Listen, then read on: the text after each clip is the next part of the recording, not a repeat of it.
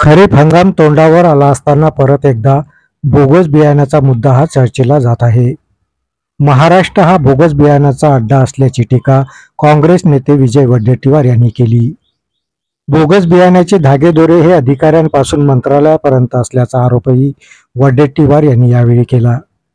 Bogus बियाण्याची निर्मिती व विक्री करणाऱ्यांना 10 वर्ष सजा देण्याचं प्रावधान असणारं बिल सरकारने आणावं अशी मागणीही वडेट्टीवार यांनी केली.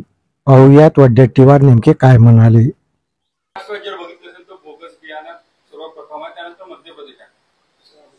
महाराष्ट्र हा बोगस बियाणांचा अड्डाच झालेला आहे.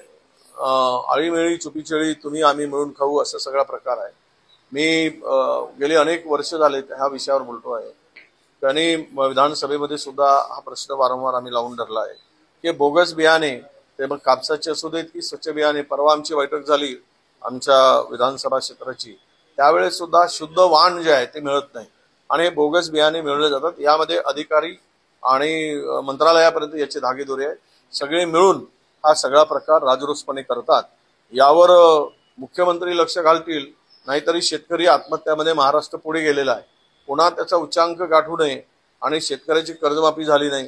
काल परवा थातूरमातूर औषधोपचार करण्याचा कॅबिनेटमध्ये चर्चा झाली, पण ठोस काही निर्णय कॅबिनेटमध्ये झाला नाही. अकाळी पावसामुळे किंवा गारपिटीमुळे जे रब्बी पिकाचं नुकसान झालं त्या संदर्भातही कुठली भूमिका सरकारकडून आली नाही. आणि अशामध्ये जर आता हे जर बोगस बियाणे येत असतील तरी अत्यंत गंभीर बाब आहे. आणि यामध्ये किमान कायद्यात दुरुस्ती करून बोगस बियाणे विक्री करणाऱ्यावर जो निर्मिती करतोय विक्री करतोय अशांना किमान 10 वर्षाची सजा असलेले कायद्यात दुरुस्ती करून नवीन बिल्स आणावं आणि शेतकऱ्यांना लुटणारे शेतकऱ्यांना फसवणारा हा व्यक्तीला कुठल्याही प्रकारे माफ करता कामा नये अशा प्रकारची भूमिका सरकारने स्वीकारली.